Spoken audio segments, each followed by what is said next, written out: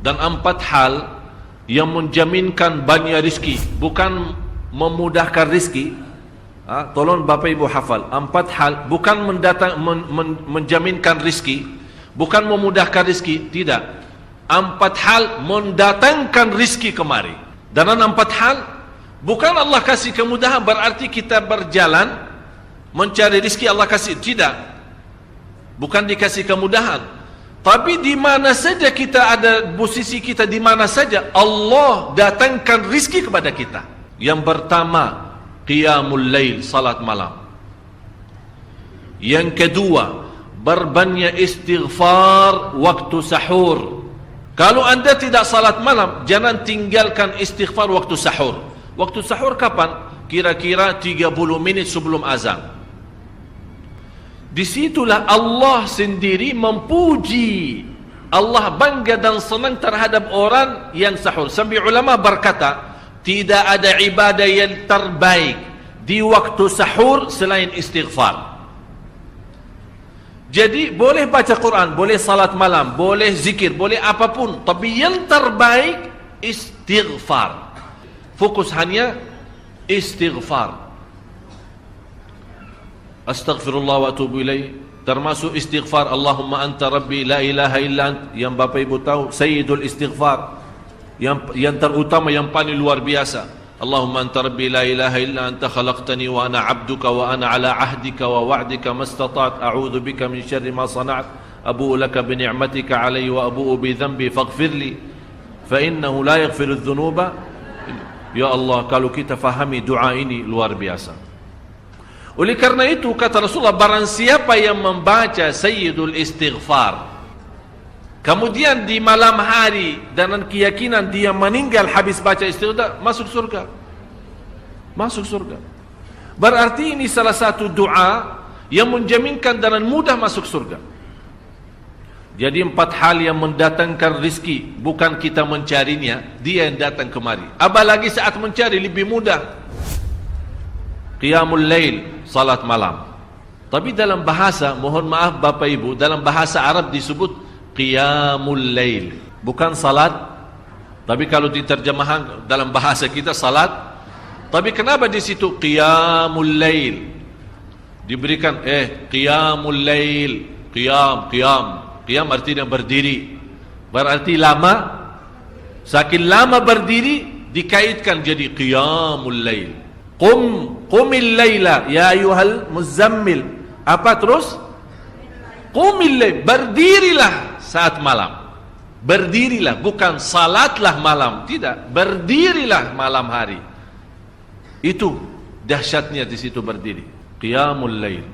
Yang kedua, berbanyak istighfar. Yang ketiga, berbanyak sedekah.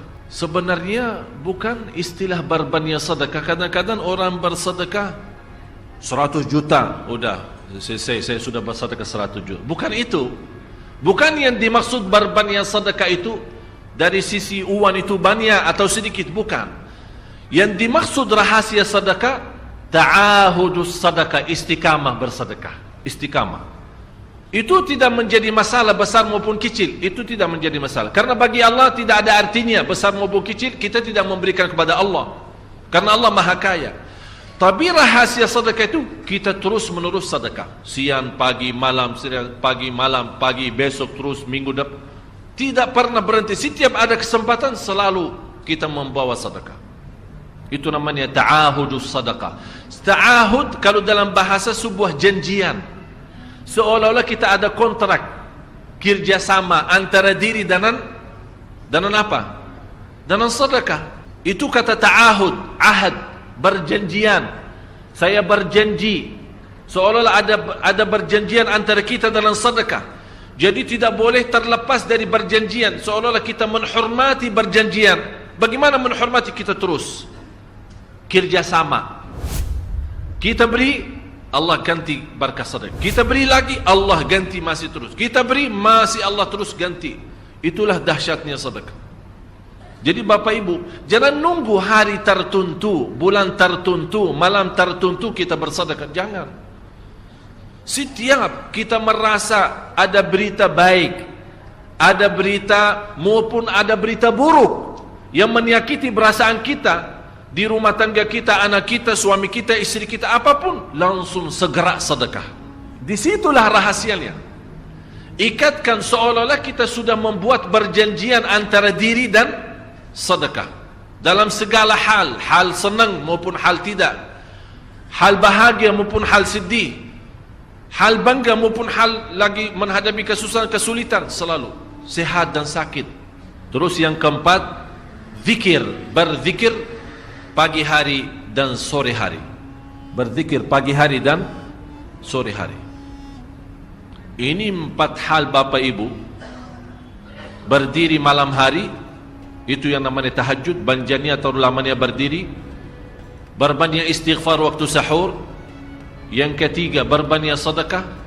Sudah Bapak Ibu mengerti. Jadi istilah berbanyak sedekah bukan artinya harus banyak dari jumlah hitungannya, tidak. Yang keempat adalah berzikir di pagi hari maupun petang hari. Amman huwa qanitun ana al-laili sajidan wa qa'ima. Sajidan wa qa'ima. Jadi Bapak Ibu, saat kita berdiri lama, walaupun baca satu ayat, diulangi berkali-kali. Walaupun baca surah pendek, tapi diulangi berkali-kali, tidak menjadi masalah. Bapak Ibu hanya hafal qulhu. Qulhu dibaca 3 kali, pahalanya seperti baca Al-Quran 30 juz. Ada seorang salih mengajak kawannya, sudah mendekati subuh, ayo bangun salat malam dan baca sepertiga Al-Quran. Langsung orang itu menjawab, bagaimana saya baca, sebentar lagi mau azan. Bacalah qul huwallahu ahad. Salat malam dan qul huwallahu ahad. Jadi Bapak Ibu, yang saya harap, jangan susah fikir, ya Allah saya mau baca apaan. Tak usah susah fikir. Baca dan nikmati, yang penting nikmati bacaan. Walaupun qul huwallahu ahad setiap hari. Kalau kita pusing baca, Allah tidak akan pusing mendengar. Malah Allah paling senang mendengar bisikan bacaan dan bisikan doa kita malam hari. Allah paling senang mendengar bisikan doa munajat kita malam hari.